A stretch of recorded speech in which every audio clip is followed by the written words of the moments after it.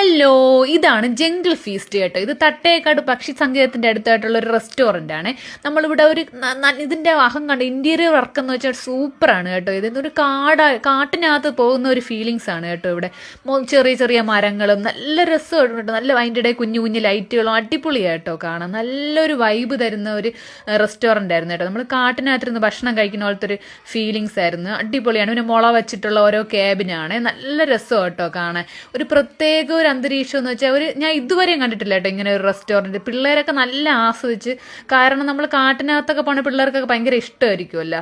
ഒരു പ്രത്യേക ഒരു അന്തരീക്ഷമാണല്ലോ. അതിൻ്റെ ബാക്കിൽ കണ്ടോ രണ്ടുപേരും നമ്മുടെ ചരിത്രം പറയുന്നത്, അതായത് അതിനകത്ത് ഇങ്ങനെ രണ്ടുപേര് വേട്ടയാടി ഭക്ഷിക്കുന്ന പോലത്തെ ഒരു ചിത്രമൊക്കെ വെച്ചിട്ട് നല്ല ഭംഗിയായിട്ടോ. ഇത് ചെയ്തവർക്ക് എന്തായാലും നല്ലൊരു ബിഗ് സല്യൂട്ട് കൊടുക്കണം. എന്ന് വെച്ചാൽ വേറെ ഒന്നും കൊണ്ടല്ല, നല്ല പണിയുണ്ട് ഇത് ചെയ്തെടുക്കാനായിട്ട്. നല്ല വർക്ക് ചെയ്തിട്ടുണ്ട്. എന്തായാലും നല്ല രസമായിരുന്നു. നമ്മൾ കപ്പ ബിരിയാണി, ചപ്പാത്തി, പൊറോട്ട, ബീഫ്, പിന്നെ കുറച്ച് ജ്യൂസ് ഐറ്റംസ് അങ്ങനെയൊക്കെ മേടിച്ച് കഴിച്ചു. നല്ല ടേസ്റ്റും ആയിരുന്നു കേട്ടോ അവിടുത്തെ ഫുഡ്.